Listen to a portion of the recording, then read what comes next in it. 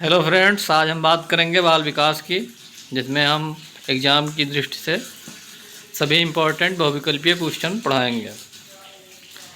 तो हम लोग स्टार्ट करते हैं क्वेश्चन नंबर फर्स्ट से। क्वेश्चन नंबर फर्स्ट, किशोरावस्था को गंभीर उथल पुथल की अवस्था कहा है। तो स्टैनले हॉल ने किशोरावस्था को उथल पुथल की अवस्था कहा है।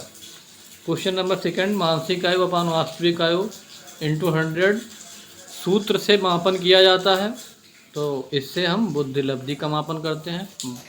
कुछ ऑब्जेक्टिव सेकंड सही हो जाएगा।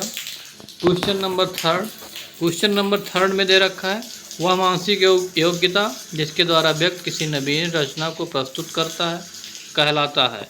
तो ये क्वेश्चन नंबर, इसका ऑप्शन नंबर सी सही हो जाएगा, सृजनात्मकता कहलाती है।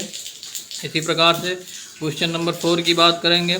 शारीरिक रचना, बुद्धि रुचि, व्यक्तित्व आदि में एक व्यक्ति को दूसरे व्यक्ति से भिन्न होना कहलाता है।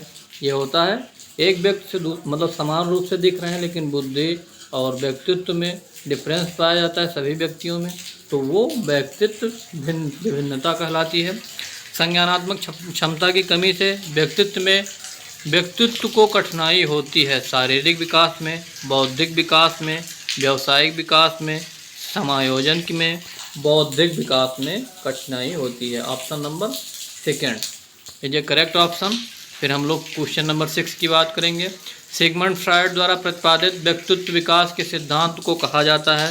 ये कौन सा सिद्धांत कहा जाता है? मनोविश्लेषणात्मक सिद्धांत, सिगमंड फ्रायड द्वारा। तो इसका ऑप्शन नंबर सी पार्ट। परोक्ष वस्तुओं के संबंध में चिंतन कहलाता है, क्या कहलाता है? कल्पना कहलाता है। ऑप्शन नंबर ए सही हो जाएगा। फिर हम क्वेश्चन नंबर 8 की बात करेंगे। किसी समस्या का समाधान करने के लिए गत अनुभवों को नए ढंग से समायोजित किया जाना क्या कहलाता है? तो ये क्या कहलाता है? तर्क कहलाता है। ऑप्शन नंबर ये। फिर हम लोग स्टार्ट करेंगे क्वेश्चन नंबर 9। किसी के द्वारा विभिन्न परिस्थितियों में समायोजन कहलाता है। तो समायोजन शारीरिक स्वास्थ्य, संवेगात्मक विकास और मानसिक स्वास्थ्य, ये सभी हमें समायोजन परिस्थिति में मतलब करने के लिए उपयोगी होते हैं। तो ऑप्शन नंबर डी। फिर क्वेश्चन नंबर 10 की बात करेंगे। सीखने की मात्रता तथा समय के संबंध को चित्रांकित करने वाले वक्र होते हैं। तो समय और संबंध को मतलब चिंता अधिगम वक्र ही हमें इनके बारे में बताता है। ऑप्शन नंबर ये हो जाएगा। क्वेश्चन नंबर 11 की बात करें। जब कोई बालक सीखने में तत्पर होता है तो वो जल्दी से चीज़ें सीख लेता है। थॉर्नडाइक के सीखने किस नियम से है? तो ये प्रभाव के नियम से, तत्परता के नियम, अभ्यास के नियम। तो ये तत्परता के नियम से है। ऑप्शन नंबर बी या बा। क्वेश्चन नंबर 12 की बात करेंगे। सीखने के किस सिद्धांत के अंतर्गत व्यक्ति संपूर्ण परिस्थिति के प्रत्यक्षीकरण के आधार पर सीखता है? प्रश्न एवं भूल का सिद्धांत, संबद्ध प्रतिक्रिया का सिद्धांत, अनुकरण का सिद्धांत या अंतर्दृष्टि सूझ का सिद्धांत? अंतर्दृष्टि सूझ के सिद्धांत। Option number D. Question number 13 की बात करेंगे। वह प्रेरक जो जिन्हें व्यक्ति अपने प्रयासों से प्राप्त करता है कहलाता है। तो वह प्रेरक क्या कहलाएंगे? अर्जित प्रेरक। क्वेश्चन नंबर नहीं, ऑप्शन नंबर ये सही, ये करेक्ट ऑप्शन।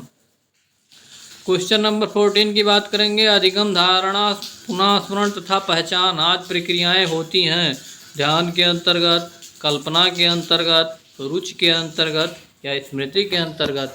तो ये स्मृति के अंतर्गत। ऑप्शन नंबर डी या दा। वह प्राप्तांक जो किसी प्रदत्त को दो बराबर भागों में बांटता है कहलाता है, क्या कहलाता है? वो माध्यिका कहलाती है, जो दो बराबर भागों में आपस में बांट देती है किसी प्राप्तांक को। Option number D. अब हम लोग फिर से बात करेंगे। बाल विकास की अवस्थाएं हैं, कितनी होती हैं बाल विकास की अवस्थाएं? बाल विकास की अवस्थाएं होती हैं 3। Option number B. बाल मनोविज्ञानी का सर्वाधिक महत्व है बाल विकास की दृष्टि में, बाल शिक्षा की दृष्टि में, बाल विकास एवं बाल शिक्षा की दृष्टि में, बाल समायोजन की दृष्टि में। तो बाल मनोवैज्ञानिक का सर्वाधिक महत्व है बाल विकास की दृष्टि में। किशोरावस्था बड़े बल, तनाव, तूफान तथा विरोध की अवस्था, यह कथन किसका है? यह कथन स्टैनले हॉल का है। ऑप्शन नंबर बी या बा। फिर हम लोग बात करेंगे क्वेश्चन नंबर 4 की। प्रयास तथा त्रुटि सिद्धांत के प्रतिपादक कौन है? प्रयास तथा त्रुटि के सिद्धांत के प्रतिपादक थॉर्नडाइक हैं। ऑप्शन नंबर सी या सा। केंद्रीय प्रवृत्ति का मापक नहीं है, प्रसार नहीं है। किशोरावस्था की विशेषताओं को सर्वोत्तम रूप से व्यक्त करने वाला एक शब्द है, क्या है? अस्थिरता।